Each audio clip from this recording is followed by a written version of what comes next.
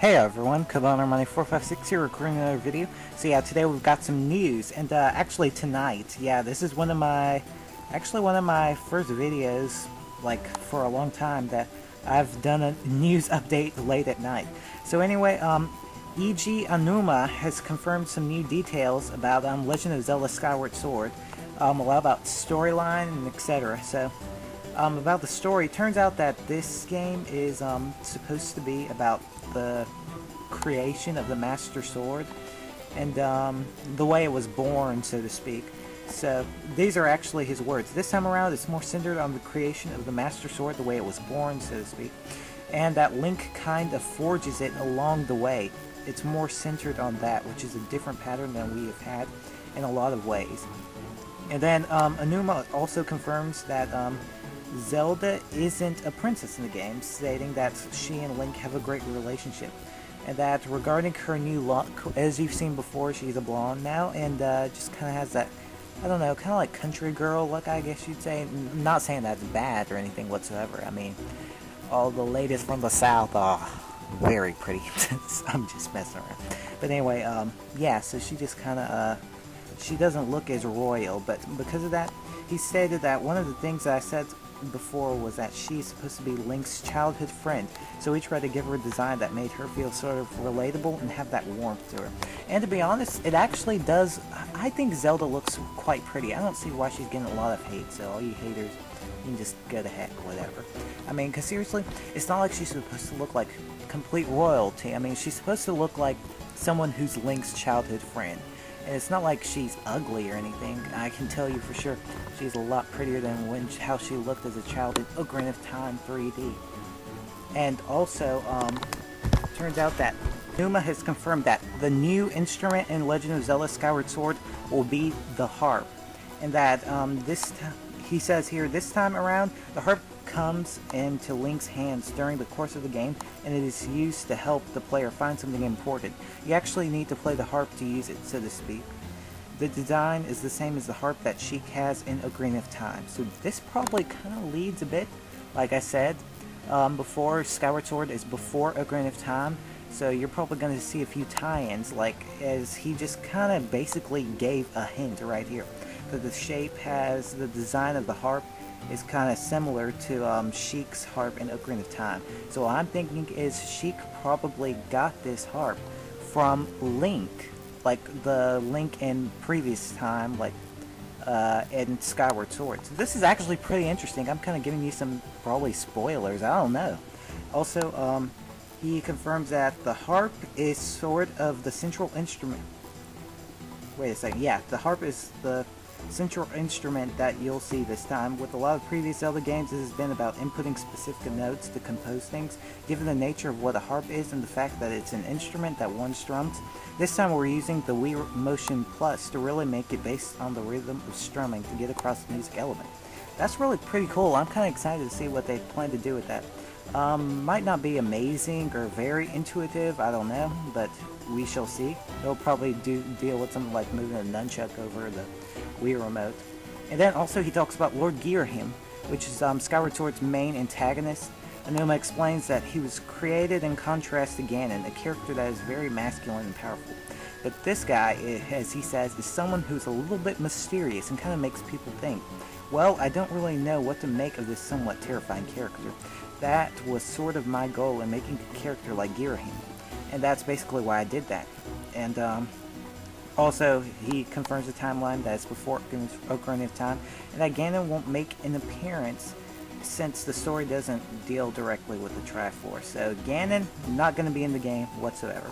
Finally, Aonuma was asked about the birds seen in the Flying Grace demo at E3, and he explained that that's Link's way of traveling. Kind of like the ship in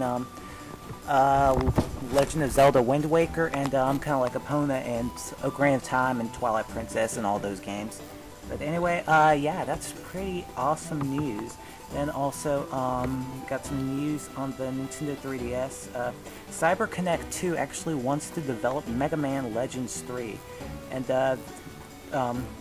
Hiroshi Matsuyama, I believe, CEO of CyberConnect 2, has said when he was asked what game he wanted to work on next, he said it would be Mega Man Legends 3. He really likes the series, and that he's currently working on Asura's Wrath for Capcom at the moment, so there's kind of like this relationship between the companies, and that the cancellation of Mega Man Legends has kind of made Capcom really been in a lot of trouble lately, I guess. So if they started the project again, that would be that would be pretty good if that company could actually develop, like, work on that game. That'd be pretty cool. Also, Tetris 3DS, we have a photo right here. That's on Nintendo 3DS blog, so check it out. Looks pretty cool, actually, pretty interesting. It looks like you're probably going to have to swivel around Tetris, like, on this little cylinder, and it'll probably take advantage of the 3D effects, so it's kind of unique, different from other games. Also, Pachter has given us some info on Wii U and 3DS, and that he believes that there's some potential. Michael Pachter, industry analyst, has said that he believes there's some potential that the 3DS will rebound, and he states here he expects the company is currently well off targets for 11 million Nintendo DS, 16 million Nintendo 3DS, and 13 million Wii systems in the fiscal year, but that he thinks that the 3DS could actually rebound and make a comeback because of cool apps and like the strong software releases coming out this fall. So like Mario Kart and Kid Icarus and all these other games. And he believes that Netflix is one key feature that'll really help out the 3DS, especially if 3D streaming comes to Netflix on the 3DS. Also, he talks about the sweet spot price for the Wii U, as you've probably heard before, and that like he's talked about sweet spots for gaming systems and stuff like that, and he said that $250 would be probably the sweet spot for the system. That would surprise him a lot. The Wii U costs more than $400 because pricing, as he says here, pricing really depends upon where the other console bundles, PS3 with Move and 360 with Kinect, are priced at the time the Wii U launches, because people who don't yet have a console are likely going to choose among the three offerings, and the biggest driver with the purchase decision is usually price, which I can totally agree with, because I mean, my parents usually wouldn't give me a 360 or PS3 because those were super expensive at the time, but they got me a Wii, so because it was like the cheapest out of them all.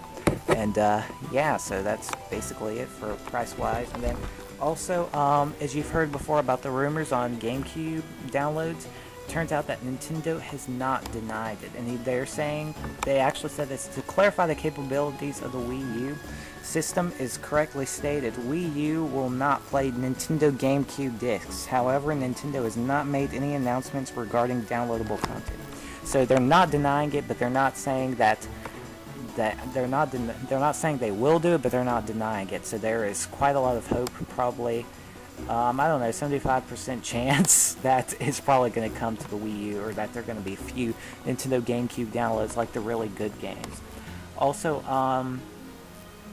it turns out that Wii U is like, they have no plans to support two controllers on the Wii U, so that kind of stinks. But you know, it's all good. I mean, they'll probably make announcements later, like if prices go down on materials and all that jazz. But anyway, yeah. So anyway, that's basically it. Just another late night news update. So anyway, thanks for watching. Kobana9456 signing out. Peace, everyone. Please remember, comment, like, subscribe.